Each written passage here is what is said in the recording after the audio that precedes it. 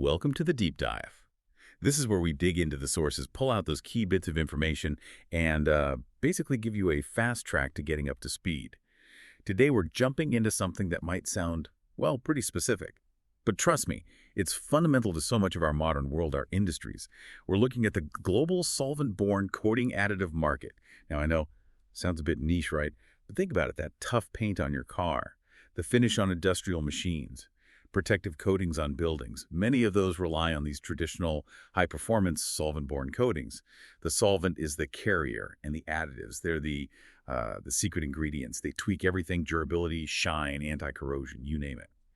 So this deep dive, using a forecast from Cognitive Market Research, is your shortcut to understanding the, well, surprising growth in this key sector. That's exactly right. Our goal here is to boil down all this data, take the really critical insights from this forecast, and show you how even a market like this one has, well, huge global implications. It helps us understand the currents underneath manufacturing and development all over the world. Okay, so get ready. We'll look at the global scene first, then kind of zoom into the regions and see which countries are really, leading the pack or maybe showing some surprising growth here. So let's kick things off with that big picture view. What are we actually talking about in terms of global scale? And where's it headed? Okay, so back in 2021, this market was already pretty substantial. We're talking over $2 billion, 2,989.48 million to be precise. But what's really interesting is the growth trajectory. It's projected to climb, reaching over $2.6 billion by 2025. And then it really accelerates, expected to cross the $4 billion mark by 2033. That's $452.75 million. So we're looking at a consistent compound annual growth rate, the CAGR, of around 5.27% over that whole period. Right, a steady climb like that, projected out for more than 10 years. Yeah. What's behind that? It's more than just numbers going up, yeah. Yeah. Oh, absolutely. It's not just like general inflation or something. This sustained growth, it really points towards a lasting and actually increasing demand across the globe for these high-performance coatings. Even with newer technologies, these solvent-borne types are still crucial when you need real durability or specific chemical resistance or fast drying time. So think heavy construction, automotive, industrial manufacturing, even some specialized decorative stuff. They all keep needing more and often better additives for those tough, long-lasting finishes. Okay, that makes a lot of sense. So that global picture in mind, let's start digging into the regions. Where's the main engine for this growth? Which part of the world is really driving these numbers? Well, the Asia-Pacific region, APAC, is definitely the powerhouse here. It's showing really strong leading growth. Its market size was around $740 million back in 2021, and that's projected to basically double, reaching almost $1.5 billion by 2033. And the key thing, it has the highest CAGR of all regions, nearly 6%, 5.952% to be exact. Wow, okay. And within APAC, are there specific countries standing out? Either the big players or maybe some surprising growth stories? Yeah, definitely. China, as you might expect, is huge. Its market is set to more than double from roughly $200 million in 2021 to over $409 million by 2033. That's a strong CAGR, about 6.17%. But here's something really interesting, India. India is actually showing even faster growth. It has the highest country-level CAGR in the whole region, coming in at 6.685%. Its market is forecast to jump from about $120 million to over $260 million by 2033. That's remarkable. It really is. It suggests, a serious surge in industrial activity, infrastructure building, things that just demand these kinds of coatings. And it's not just them. We're also seeing strong growth in places like Singapore and Southeast Asia generally, both with KGRs over 6.3%. Taiwan's looking solid too, around 5.4%. It points to broader industrial expansion across the region. Fascinating that India's growth rate is outpacing China's there. Okay, let's shift gears. How does North America fit into this picture? North America is another really big piece of the puzzle. The market there was worth about $655 million in 2021. It's expected to grow to over $1.1 billion by 2033. So a steady CAGR of about 4.7%. 4.692%. Inside North America, the U.S. obviously has the lion's share. It's projected to hit over $935 million by 2033. But interestingly, Canada is actually showing a bit more momentum individually. Its CAGR is slightly higher, around 5.5%. Interesting. Any thoughts on why Canada might be growing a bit faster there? It could be tied to specific things, maybe certain industrial investments kicking in, or perhaps shifts in manufacturing focus within Canada. Hard to say for sure from just this data, but it's a notable difference. Okay. And then Europe. How's the market looking across the pond? Europe's also a major market. It was valued at around $462 million in 2021, and it's forecast to grow to over $806 million by 2033. That puts its CAGR at about 4.8%. Within Europe, Germany really stands out. Strong manufacturing base there, reflected in a solid 5.53% AGR. But then you see contrasts. Russia, for example, shows slower growth, about 3.4% CAGR. And Luxembourg actually has the lowest in Europe, down at about 2.5%. So quite a bit of variation within Europe itself. Exactly. And that can be down to lots of things, different levels of industrial activity, economic conditions, maybe even different regulations around solvent-based products in different countries. Right, that makes sense. Okay, let's widen the lens again. What about some of the maybe less discussed but still growing markets? South America, the Middle East, Africa, how do they feature? Yeah, these regions might be smaller in total size right now, but they are definitely showing significant growth potential. Take South America, its market is projected to grow from about $136 million in 2021 to over $260 million by 2033. That's a healthy CAGR of 5.56%. Brazil's a big part of that, naturally, with strong growth. But Argentina actually shows an even higher CAGR, over 6%. Over 6% for Argentina. Interesting. Yeah, 6.023%. It points to some notable industrial development happening there. Yep. And the Middle East, similar story of expansion. Yes, very much so. The Middle East market is also set for pretty solid growth. It was around $107 million in 2021, expected to reach over $203 million by 2033. That's a CAGR of about 5.46%.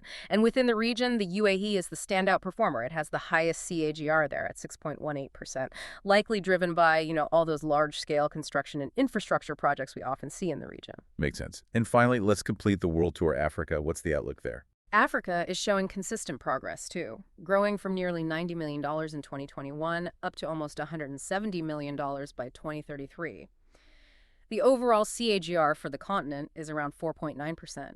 Within Africa, South Africa is demonstrating stronger growth with a CAGR of 5.53%, which kind of underscores its position as a key industrial hub for the region. Okay, so let's try and pull all these threads together. What's the main takeaway from this deep dive? It seems crystal clear that this market, solvent-borne coating additives, is just steadily climbing, billions of dollars in consistent growth. And it's really being pushed by these core vital sectors, construction, automotive, general industry, even decorative coatings all across the world. Exactly. You see the dominance of Asia-Pacific, especially the growth in India and China, but then you also have the significant, maybe sometimes overlooked growth happening in Latin America and the Middle East. It just highlights how critical these additives still are. The market isn't just getting bigger, it's evolving and looks set to be even more important in the global industrial picture by 2033. They're really foundational materials. So here's something for you, our listener, to think about. This consistent multi-billion-dollar growth happening in what seems like a very specific component market, these coating additives. What does that tell us about the often unseen foundational industries that really underpin our global economy and, well, our daily lives? Think about how connected these seemingly niche markets really are to everything else. And maybe also consider how understanding these kinds of specific forecasts can give you a really unique, kind of powerful lens, a way to view not just economic trends, but actual global shifts in manufacturing, in infrastructure development, and innovation, too. It really shows that even the smallest seeming parts can play a massive dynamic role in the bigger picture. Well said. And that wraps up this deep dive. Thanks so much for joining us. Remember, all the data, the insights we discussed today came directly from Cognitive Market Research. It really gave us a fascinating window into this sector. We'll see you next time.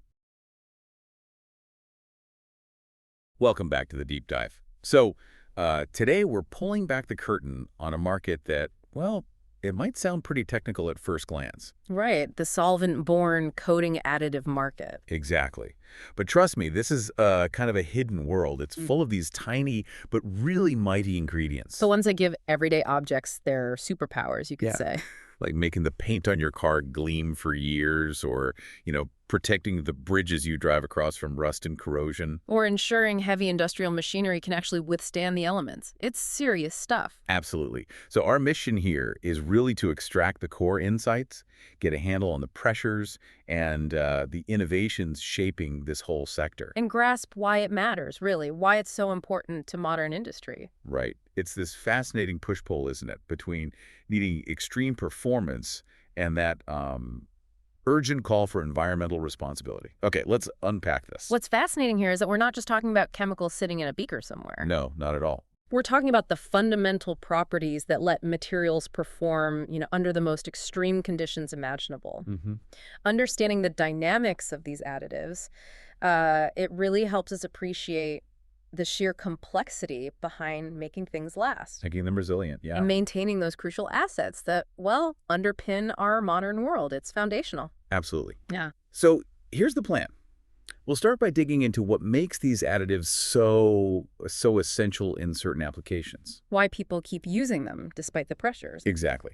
Then we'll look at the significant challenges, the restraints that are forcing the industry to rethink its approach. The environmental side, the health side. For sure. And finally, we'll explore the really brilliant ways this sector is adapting, how it's innovating to meet, a changing world. Sounds good. Okay, so when we talk about why companies keep reaching for these solvent-borne coating additives, it really just boils down to performance, unmatched performance and longevity. Yeah, our sources really hammer that home. They do. They emphasize this ability to create, like superior film formation, get excellent adhesion. And offer just remarkable resistance to harsh weather, UV chemicals. Right. And this isn't just a tiny improvement. It makes them pretty much indispensable in extreme environments. Absolutely. Think about automotive manufacturing. Those coatings need to survive everything the road throws at them. Or marine applications, constant saltwater exposure. That demands incredible durability. And their ability to stick effectively even to difficult surfaces regardless of the climate, well, that continues to drive very strong global demand. Indeed. If we connect this to the bigger picture, it's really about critical reliability. It's about asset protection. Protecting massive investments. Exactly. These additives are foundational in coatings that demand the absolute highest performance characteristics. Things like corrosion resistance. Which prevents billions in infrastructure damage, right? Billions. Yeah. And long-term gloss retention, keeping commercial fleets looking sharp. And chemical durability, which is just essential for heavy industrial equipment. For sectors like oil and gas or, massive infrastructure projects, large-scale machinery, using solvent-borne systems isn't just like a preference. No. It's often a straight-up necessity for maintaining assets that carry enormous strategic or economic value. Where the cost of failure is just unthinkable. Precisely. Way too high. And, beyond just pure durability, there's another really crucial factor driving this demand. Yeah. Efficiency. The practical side. Yeah. These coatings, they offer quicker drying times and incredible versatility when you apply them. They cure fast, which is a big deal. Huge. Even in cooler conditions or low humidity, that dramatically boosts productivity, cuts down costly downtime on big industrial or commercial projects. Yeah, imagine waiting days for a bridge coating to dry versus just hours. The time and labor savings are immense, plus their compatibility with a wide range of resins and pigments. That gives manufacturers huge flexibility. It does. They can create tailored, high-quality solutions for basically any need out there.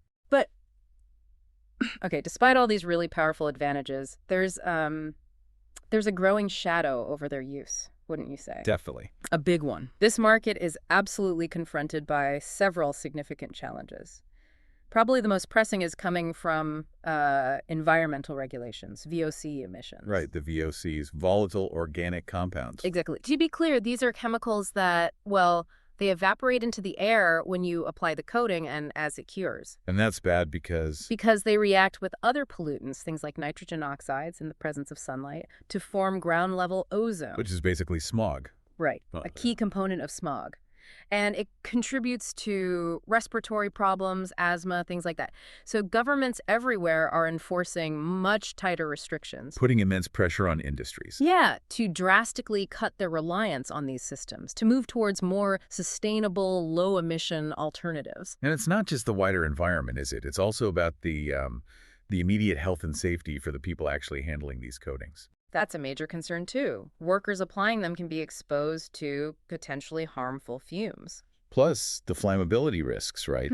During storage, during application. Absolutely. And the possibility of skin irritation or respiratory issues from direct contact. So to manage all that, companies have to bring in, specialized handling protocols, provide extensive protective gear. Which is necessary, of course, but it adds layers of complexity, and naturally, it drives up costs significantly. And, that leads directly into another major restraint, the big global shift toward waterborne and high solid coatings. The alternatives are getting better. They really are. The whole coatings industry is kind of steadily moving away from traditional solvents. So waterborne, they use water instead of solvents. Right, water is the main carrier, which drastically cuts emissions. And then high solid coatings, they just pack more of the active ingredients, the resins, the pigments, into a smaller volume. Meaning less solvent needed for the same coverage. Exactly. And the key thing is advancements now allow these alternatives to achieve performance levels that, were once pretty much exclusive to solvent-based tech. Getting closer and closer. Yeah. So as a result, more customers, more industries, they're actively choosing these environmentally friendly products. And that's gradually, but definitely, eating into the market share for the traditional solvent-borne additives. Okay, so it sounds like a pretty tough environment for these traditional additives. But industries, they rarely just stand still, do they? Not at all. Adaptation is key. So how are they innovating? How are they adapting to all these pressures? Well, one really interesting trend is the development of low VOC or even eco-friendly solvent additives. Trying to get the best of both worlds? Exactly. Manufacturers are putting serious money into advanced formulations, ones that can comply with those tough environmental rules. But still deliver the high performance that users actually need. Right. These innovations are absolutely crucial for companies that want to serve markets with really tight sustainability standards, but without, compromising the product quality or how long it lasts. It's a significant engineering challenge. It really is. Being met head on, though. And what's fascinating here is how that innovation is directly spurred by the regulatory challenges. Necessity is the mother of invention, right? Absolutely. Another key trend, and this might seem a bit counterintuitive, is the increased demand we're seeing in emerging economies. Ah, okay. Why is that? Well, in many of these regions, environmental regulations are, let's say, still evolving. They're often less stringent than in places like Europe or North America. So there's less pressure to switch immediately. Right. And solvent-borne additives, they were made a preferred choice because, well, their performance is proven. They're generally easy to apply in lots of different conditions. And probably cost-effective sometimes. Often, yeah, especially on a large scale. Yeah. So as these developing countries invest heavily in infrastructure, in manufacturing, industrial expansion, The need for reliable, tough coatings just keeps growing. keeps growing steadily. And with it, the demand for solvent-borne additives in those specific markets. That makes a lot of sense. Mm-hmm. Different places, different rules, different market dynamics. Okay.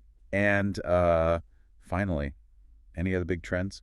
Yes. One more clear movement is towards highly specialized customization, tailoring things for specific high-performance applications. So getting really niche. Very niche. Manufacturers are offering additive solutions designed to meet very specific customer requirements. Like what, for example? Could be improved UV resistance for outdoor signage that sits in the sun all day, or advanced anti-graffiti properties for, public spaces, That'd be useful. or hyper-rapid curing capabilities for assembly lines where speed is just absolutely paramount.